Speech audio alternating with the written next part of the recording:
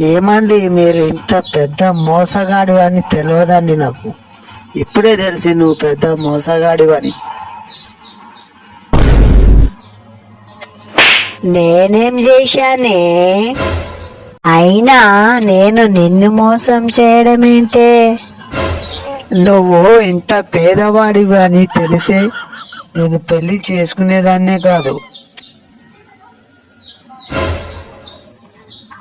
అయినా నేను నీకు పెళ్లికి ముందే చెప్పాను కదా, నాకు నీకన్నా విలువైంది ఏమీ లేదని.